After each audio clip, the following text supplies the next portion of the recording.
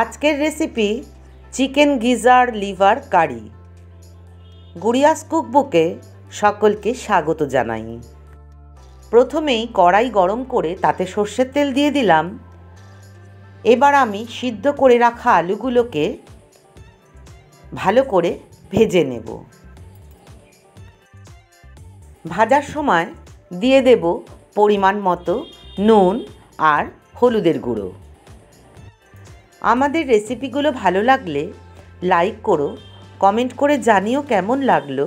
আর এই ধরনের নানা রেসিপি পেতে আমাদের চ্যানেলটাকে সাবস্ক্রাইব করে আমাদের পাশে থেকো।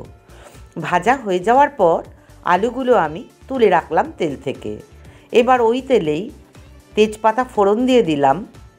এই জায়গায় চাইলে একটু এলাচি দারচিনিও দেওয়া যায়।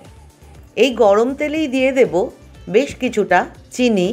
এই চিনিটা ক্যারামেলাইজড হয়ে পেঁয়াজে একটা দারুণ কালার আসবে, তাতে কিন্তু তরকারির রং দারুণ হবে। এবার দিয়ে দিলাম কুচিয়ে রাখা পেঁয়াজগুলো। পেঁয়াজ কুচিটা আমি বেশ লাল করে ভেজে নেব। যতক্ষণ না লাল হচ্ছে আমি আঁচ কমিয়ে বাড়িয়ে লাল করে ভেজে নেব। এই সময় খেয়াল রাখতে হবে পেঁয়াজ কুচিগুলো যেন কোনোভাবেই পুড়ে না যায়। এবার আমি দিয়ে দেব পেঁয়াজ, রসুন, আদা, কাঁচা লঙ্কা আর গোলমরিচ আমি একসাথে থেতো করে নিয়েছি।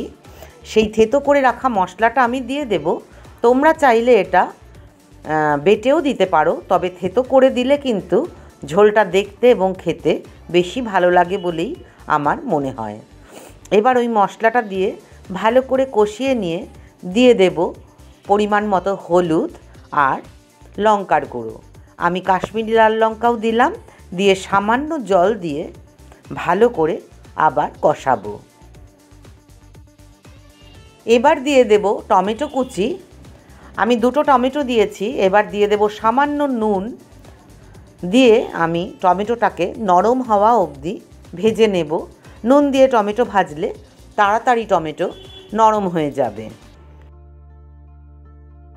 এই সময় দিয়ে দেব সামান্য জল। দিয়ে আমি মশলাটাকে আবার ভালো করে ভাজা ভাজা করব। এই রান্নাটা করার সময় খেয়াল রাখতে হবে মশলাটা যেন খুব ভালো করে কষানো হয়। এই মশলা কষানোর ওপরেই নির্ভর করবে তরকারির স্বাদ। এবার আমি মশলা কষানো হয়ে গেলে চিকেন গিজারগুলো আমি ছোট ছোট করে কেটে রেখেছি, সেগুলোকে দিয়ে ভালো করে ভাজা ভাজা করতে থাকবো। আমি কিন্তু লিভারটা পরে দেব।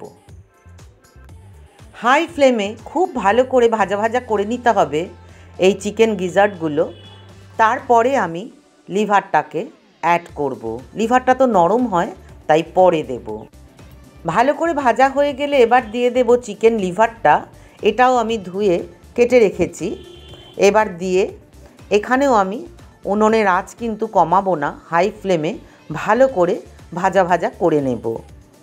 দিয়ে দিচ্ছি গরম মশলার গুঁড়ো। এটা আমার ঘরেই তৈরি করা গরম মশলা। তোমরা চাইলে গরম মশলা বাটাও দিতে পারো। এবার আবার আমি ভালো করে কষাচ্ছি। খুব ভালো করে কষানো হলে দারুণ গন্ধ বেরোবে। তখন আমি দিয়ে দেব সামান্য গরম জল। যেহেতু আমি আলু দিয়েছি সেহেতু সামান্য গরম জল দিয়ে এটাকে ভালো করে ফুটিয়ে নেব, কারণ আলুতে তো জল টানবে। ভালো করে ফুটে উঠলে আমি ভেজে রাখা আলুগুলো দিয়ে দেব এখানে। এখানে চাইলে আস্ত ছোট ছোট পেঁয়াজও দেওয়া যায়। ভাজা আলুগুলোকে ঝোলের সাথে মিশিয়ে ভালো করে ফুটতে দেব। দিয়ে দেব ঢাকা। তাতে আমার সময়টা কম লাগবে, গ্যাসটাও কম পুড়বে। ঢাকা খুলে দেখে নিতে হবে যতটা ঝোল চাই ততটা রেখে গ্যাস অফ করে দিতে হবে। তবে তার আগে দু একটা জিনিস দিতে হবে, যেমন কাঁচা লঙ্কা। আমি এখন কাঁচা লঙ্কা দিয়ে দেব। কাঁচা লঙ্কা রান্নার শেষে রান্নায় দিলে খুব সুন্দর গন্ধ হয়। কাঁচা লঙ্কা দিয়েও আমি একটু ঢেকে দেব, তাতে গন্ধটা ভালো হবে। যারা ধনেপাতা খুব ভালো খাও তারা ধনেপাতা দিতে পারো, তবে আমি এই জিনিসটা ঘি গরম মশলা দিয়ে রান্না করছি, তাই আমি ধনেপাতা দেব না। কাঁচা লঙ্কাটাকে ভালো করে মিশিয়ে দেব।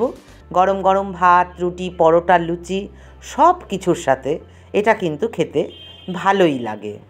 আজকের মতো টাটা।